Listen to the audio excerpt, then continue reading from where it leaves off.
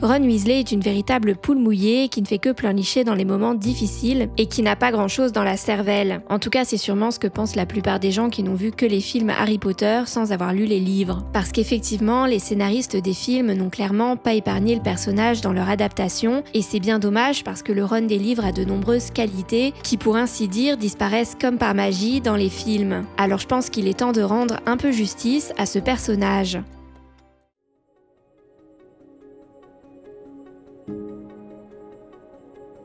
Quand on regarde les films Harry Potter, je trouve qu'on a vite l'impression que Ron est un idiot. Par exemple, dans le premier film, on découvre un Ron qui galère à lever son balai lors de son premier cours de vol et qui finit par se le prendre en pleine face. Alors évidemment, le but de cette scène est avant tout de nous montrer que Harry est bien plus doué que ses camarades, mais pour autant il peut paraître dommage que les scénaristes en aient profité pour faire passer Ron pour un personnage bien plus nul qu'il ne l'est vraiment. Déjà pour la simple et bonne raison que si cette première leçon de vol est bel et bien racontée dans le livre, à aucun moment elle ne mentionne un Ron qui se prendrait son balai dans la figure, et surtout, juste avant, il est sous-entendu que la plupart des élèves issus de familles de sorciers sont en fait déjà montés sur un balai avant d'entrer à Poudlard, et savent donc techniquement déjà un peu voler. Pour eux, les cours de vol sont plus là pour les aider à se perfectionner, mais ils partent pas de zéro comme Harry, Hermione ou encore Neville. En effet, on peut notamment lire au 9e chapitre, à l'en croire, Seamus Finnegan avait également passé le plus clair de son enfance à faire des acrobaties aériennes en pleine campagne. Même Ron racontait à qui voulait l'entendre qu'il avait failli entrer en collision avec un deltaplane alors qu'il pilotait le vieux balai de Charlie. Tous les élèves issus de familles de sorciers parlaient sans cesse de Quidditch. En fait, normalement, Ron a l'avantage d'être celui du trio qui a grandi dans une famille de sorciers et qui a donc logiquement le plus de connaissances sur la culture des sorciers à leur arrivée à Poudlard. Et je parle là de la culture qui s'apprend en vivant avec des sorciers plutôt qu'en lisant des livres comme le fait Hermione. Mais dans les films, c'est souvent Hermione justement qui vole ces moments à Ron. J'en avais déjà parlé dans ma vidéo sur elle d'ailleurs, mais on peut par exemple citer la scène dans la chambre des secrets où Malfoy traite Hermione de sang de bourbe, une insulte raciste, et en fait dans le film c'est Hermione qui explique à Harry ce que cette expression signifie, alors que dans le livre c'est Ron qui s'en charge. Ou encore dans ce même tome, lorsque Harry évoque la voix qu'il a entendue, Ron lui dit « Entendre des voix ce n'est pas bon signe, même chez les sorciers », alors que dans le film c'est encore une fois Hermione qui lui vole cette réplique. Alors ces différents choix scénaristiques sont clairement faits pour mettre en valeur l'intelligence d'Hermione, mais le problème c'est que déjà on pourrait arguer qu'ils sont pas très logiques, puisqu'Hermione ne vient pas d'une famille de sorciers comme Ron, et surtout que tout ça contribue à faire de Ron un personnage beaucoup plus bête qu'il n'est censé l'être réellement. Alors heureusement, les scénaristes ont quand même conservé quelques scènes qui nous permettent de nous rendre compte que Ron a quelque chose dans la cervelle, comme par exemple dans le premier film, lorsque Ron nous montre son talent pour les échecs version sorcier, ou dans le deuxième, lorsqu'il conduit une voiture volante alors qu'il n'a qu'une petite dizaine d'années. Mais globalement, dans les films, ces moments sont beaucoup plus rares que dans les livres, les scénaristes préférant utiliser le personnage de Ron pour faire rire les spectateurs et détendre l'atmosphère, plutôt que pour en faire un énième personnage inspirant et héroïque auquel les fans rêveraient de ressembler, comme Harry et Hermione. Et nous allons voir que c'est particulièrement vrai lors des scènes d'action, où Ron passe d'un personnage courageux dans les livres à une simple poule mouillée dans les films. Mais avant, petite précision, vous avez très certainement remarqué que pour des raisons évidentes, les citations que je vous partage dans cette vidéo sont issues des versions traduites en français des livres et des films, qui me paraissent vraiment très fidèles aux versions originales en anglais, mais personnellement, j'adore regarder un film dans sa version originale et même lire un livre dans sa version originale si j'en ai le niveau. Pour l'anecdote, je me souviens que lorsque le dernier tome d'Harry Potter est sorti, ma mère l'a d'abord acheté en anglais pour la simple et bonne raison qu'il sortait que quelques mois plus tard en français, sauf qu'à l'époque j'avais pas encore un niveau d'anglais suffisant pour le lire entièrement dans cette langue, donc tout ce que j'ai pu faire c'est checker à la fin du livre si le prénom de Harry était suivi de verbes d'action et pas de mots comme dead pour vérifier qu'il survivait. Donc oui, je me suis auto-spoilé la fin du livre, mais ça me frustrait trop de devoir attendre encore des mois pour savoir si Harry mourait ou pas à la fin. Alors si vous êtes du genre impatient comme moi à ne pas pouvoir attendre des mois la sortie d'une traduction, ou tout simplement que vous aimez pouvoir regarder un film, une série ou encore lire un livre dans sa version originale pour le plaisir, l'application Rosetta Stone, qui est d'ailleurs le partenaire de cette vidéo, peut vous être d'une grande aide puisqu'elle vous permet d'apprendre une langue rapidement de manière immersive. Pas de traduction, pas de liste de vocabulaire barbante, on apprend des choses utiles du quotidien en pratiquant la langue et ça directement sur mobile ou ordinateur. Ce qui est très cool, c'est que les leçons sont courtes, elles durent environ 5 minutes, ce qui permet de pratiquer facilement même dans nos journées les plus chargées. Et ce que j'apprécie particulièrement, c'est la fonctionnalité True Accent. L'application analyse ta prononciation en temps réel et te corrige si besoin pour t'aider à parler avec un accent plus naturel, proche de celui des natifs. He's reading Russian.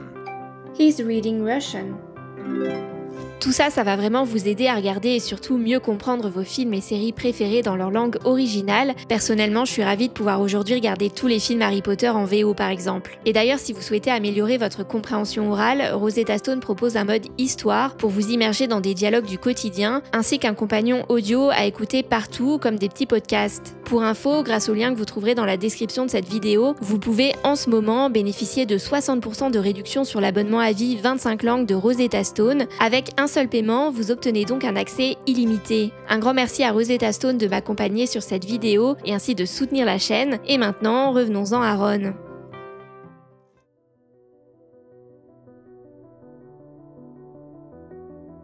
En fait, dans certaines scènes des films, les scénaristes diminuent le courage du personnage de Ron en lui inventant une nouvelle réplique qui prête à rire et en supprimant une intervention qui montre normalement la bravoure du personnage. C'est par exemple le cas dans Le Prisonnier d'Azkaban, lorsque Rogue réprimande injustement Hermione lors d'un cours. Dans le livre, Ron prend la défense de son ami en lançant courageusement à Rogue « Vous nous avez posé une question et elle connaît la réponse. Pourquoi nous demander quelque chose si vous ne voulez pas qu'on vous le dise ?» Sa remarque ne plaît évidemment pas à Rogue et lui vaut une retenue. Mais dans le film, non seulement Ron ne défend pas Hermione, mais en plus il murmure à Harry. Il a pas tout à fait tort. Résultat, le Ron des films, s'il balance cette réplique pour faire rire l'audience, se range du coup davantage du côté de Rogue que de celui d'Hermione dans la scène, et paraît donc beaucoup moins courageux, en plus de passer pour un moins bon ami. Nous reviendrons d'ailleurs un peu plus tard sur ce point. Mais aussi les scénaristes ne se contentent pas de diminuer le courage du personnage, non, ils modifient ou ajoutent des éléments de manière à ce que Ron soit une véritable poule mouillée dans plusieurs scènes d'action. Alors certes, précisons que même dans les livres, Ron a ces moments où il est vraiment apeuré, comme par exemple lorsqu'il est face à une araignée géante dans le tome 2, parce qu'il a une peur bleue des araignées lorsqu'elles sont vivantes. Dans le livre La Chambre des Secrets, il explique notamment à Hermione et à Harry « Quand j'avais 3 ans, Fred a changé mon ours en peluche en une grosse araignée répugnante, sous prétexte que j'avais cassé son balai miniature. » Mais ceci dit, même Harry est effrayé la première fois qu'il rencontre l'araignée géante d'Hagrid dans le tome 2. Quant à Ron, son visage exprimait exactement ce que Harry ressentait, il avait la bouche grande ouverte dans une sorte de hurlement muet et les yeux lui sortaient de la tête. Alors si dans le livre, Ron a quand même plus peur que Harry, parce qu'il reste muet tout au long de la scène et est encore incapable de prononcer un mot lorsqu'il s'enfuit et que Harry lui demande si ça va, le film quant à lui délivre Ron de son mutisme pour lui donner des répliques du style « On peut paniquer maintenant ?» et nous montre un personnage qui n'arrête pas de pleurnicher. Résultat, si Ron conserve toutes ses facultés pour parler dans le film, c'est clairement pas pour le faire paraître plus courageux, mais au contraire pour tourner sa peur en ridicule, de manière à faire rire les spectateurs et contrebalancer une séquence assez sombre et terrifiante. Aussi, je trouve que dans le film, on voit encore plus la différence entre la peur de Ron et celle de Harry. Ron se comporte entre guillemets comme un gamin qui pleurniche, alors que Harry, en comparaison, reste assez calme et donne donc davantage l'impression d'avoir un comportement plus mature et plus héroïque. En fait, quand on regarde les films, on a vite l'impression que dès que Ron se retrouve dans une situation stressante, il est incapable de garder son sang-froid et de réfléchir correctement et passe immédiatement en mode panique, alors que le Ron des livres semble quand même bien meilleur pour conserver son calme. Un bon exemple de ça, c'est dans le 3e opus, lorsque Harry et Hermione retrouvent Ron dans la cabane hurlante. Dans le film, on a droit à un Ron essentiellement apeuré, qui ne bouge pas d'un pouce, alors que dans le livre, malgré sa blessure à la jambe, Ron se relève tant bien que mal pour aider Hermione à retenir Harry et lance courageusement à Sirius Black « Si vous voulez tuer Harry, il faudra nous tuer aussi ». Une réplique qui lui est encore une fois volée par Hermione dans le film. Aussi, quelques instants plus tôt, on voit dans le film Sirius Black sous forme de chien bondir et emmener un Ron encore une fois terrifié, qui ne fait rien d'autre que gémir de peur. Bref, dans le film, c'est Harry et Hermione qui doivent donc sauver Ron. Or, dans le livre, le chien se jette en premier sur Harry, et c'est en tendant la main pour écarter son ami de la trajectoire du chien que Ron se fait attraper le bras par l'animal, puis emmené par celui-ci. Autrement dit, dans le livre, si Harry et Hermione doivent sauver Ron, c'est parce qu'il a d'abord essayé de sauver Harry. Un entre guillemets détail qui est totalement éclipsé dans le film. Et en fait, la conséquence de tout ça, comme nous allons le voir maintenant, c'est que Ron passe souvent d'un personnage utile dans les livres à un personnage inutile dans les films.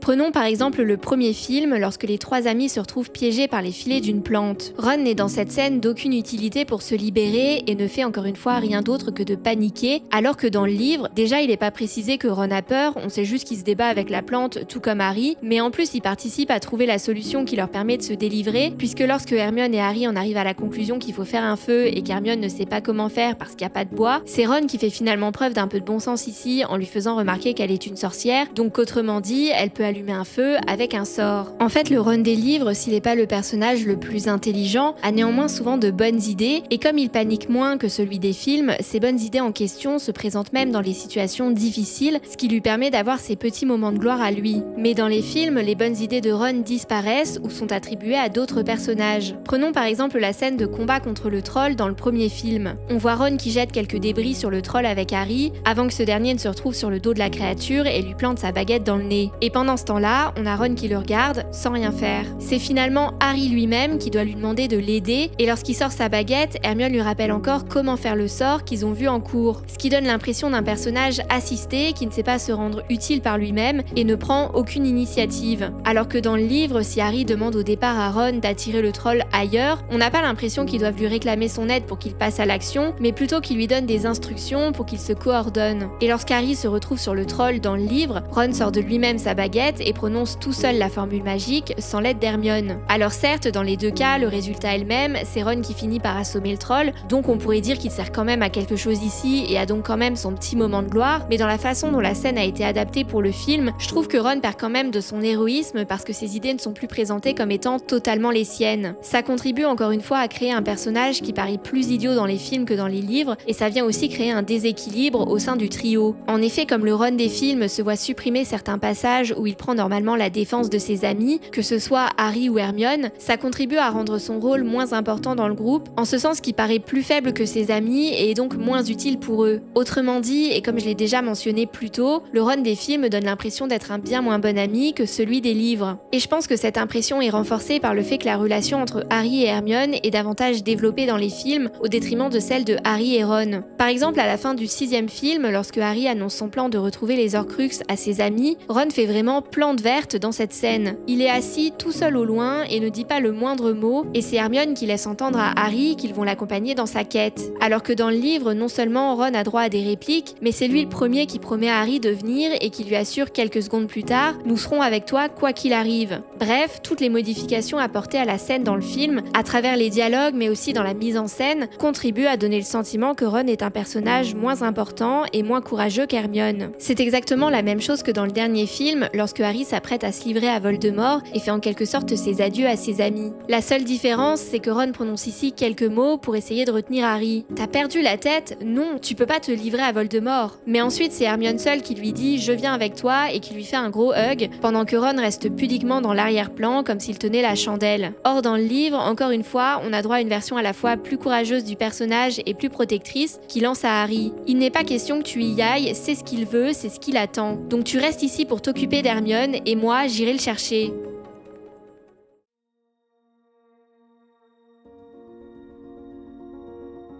Résultat de tout ça, si j'aime quand même bien le Ron des films, je trouve qu'il arrive cependant pas à la cheville du Ron des livres. Et si personnellement je peux comprendre que les scénaristes aient voulu utiliser ce personnage à plusieurs reprises pour essayer de détendre l'atmosphère dans des scènes d'action assez sombres, je pense que c'est dommage que ça se fasse autant au détriment des qualités que le personnage est censé avoir. À croire que pour être drôle, un personnage doit forcément être débile. Mais aussi et surtout, pour moi il y a vraiment des scènes où les changements apportés au personnage sont complètement injustifiables, comme par exemple lorsqu'il est relégué à l'arrière-plan dans certaines scènes pour laisser la lumière à Harry et surtout à Hermione. En fait, je trouve que Ron est un personnage qui souffre énormément du favoritisme des scénaristes envers Hermione, dont je vous ai déjà parlé dans ma vidéo sur elle et que je vous invite d'ailleurs à visionner si vous ne l'avez pas encore vue et que vous voulez en savoir plus. Et sur ce, je vous remercie d'avoir regardé cette vidéo et je vous dis à très bientôt pour une prochaine.